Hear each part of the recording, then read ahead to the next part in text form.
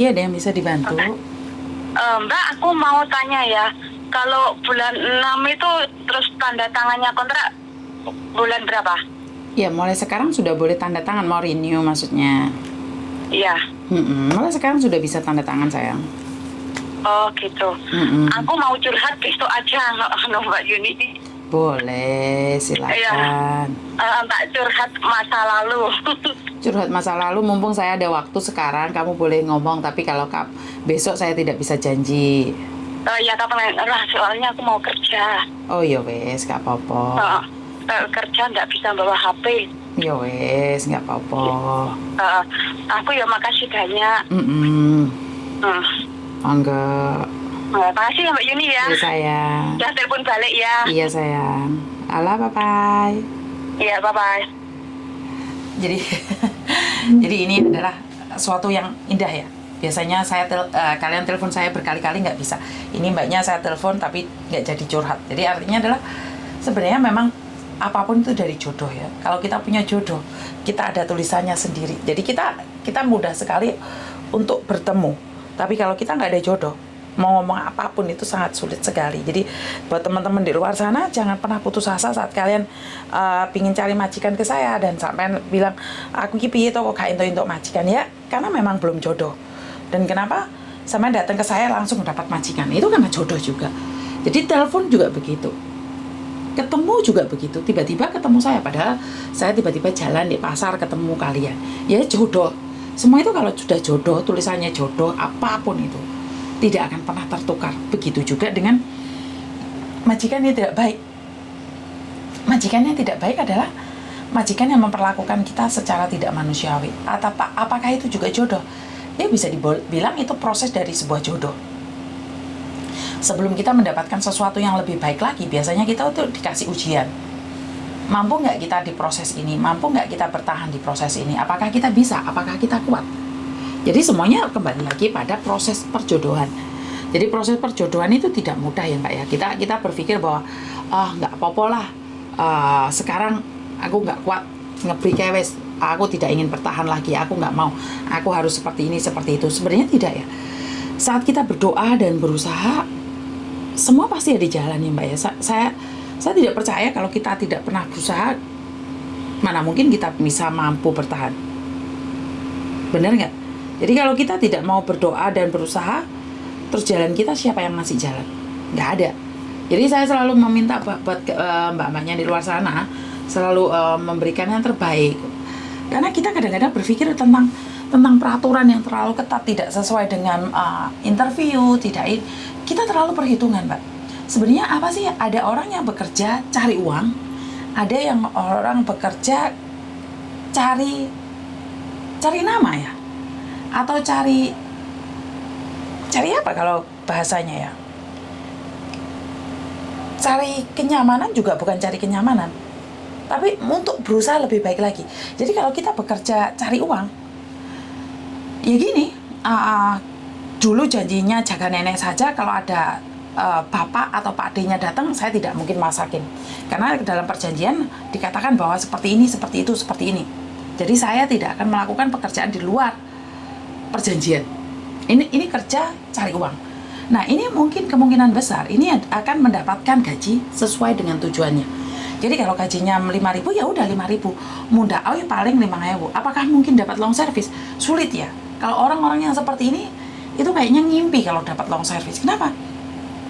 Karena terlalu pintar perhitungan. Kalau saya libur saya tidak mau ini. Kalau saya ini saya tidak mau ini. Kenapa?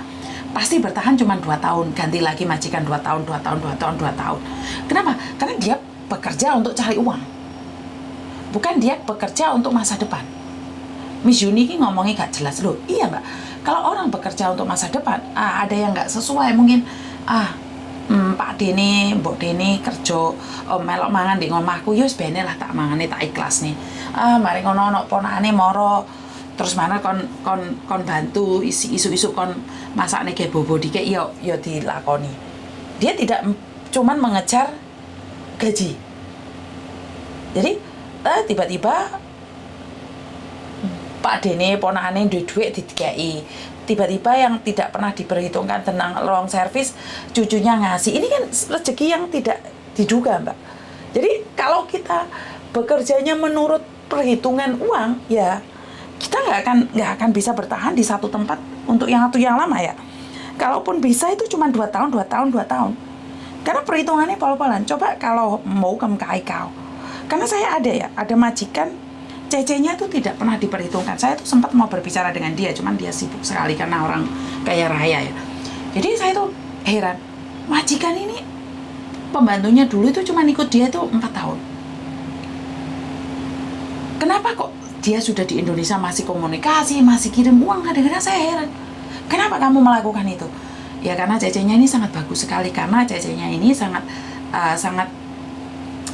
aktif sekali waktu dia ikut saya. Maksudnya, tahu nggak, ponakanku datang, dia nanya, ini Kafu, kamu mau minta apa?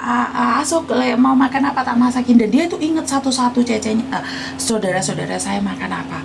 Jadi waktu datang itu bukannya menyonyong mulutnya itu menyonyong, hakmin lah apa. Jadi waktu pulang Indonesia sudah finish kontrak, majikan ini tetap memberikan komunikasi yang baik, bahkan kirim uang ke pembantunya yang lama. Ini sudah nggak bekerja loh. Kalau masih bekerja masih wajar. Lah ini apa?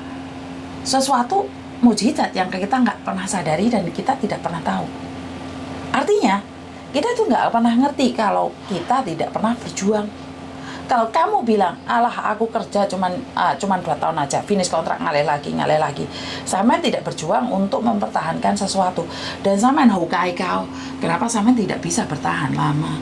Apakah yang dikatakan Miss Yuni ini semuanya benar? Tidak. Itu menurut pandangan saya dan pengalaman saya. Kalau memang majikan baik, kamunya baik, pasti bertahan lama.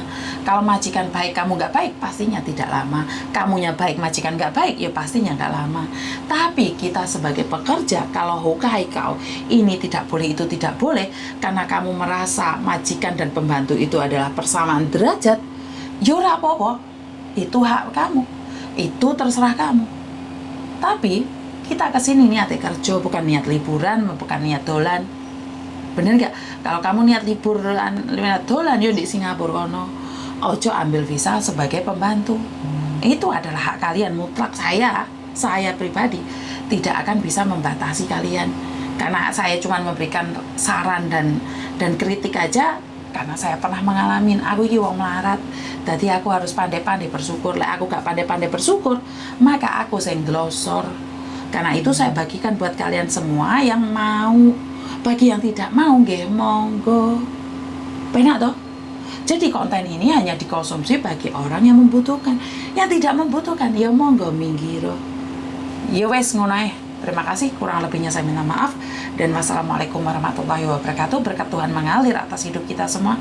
Semoga semua makhluk hidup bahagia dan terima kasih. Bye-bye.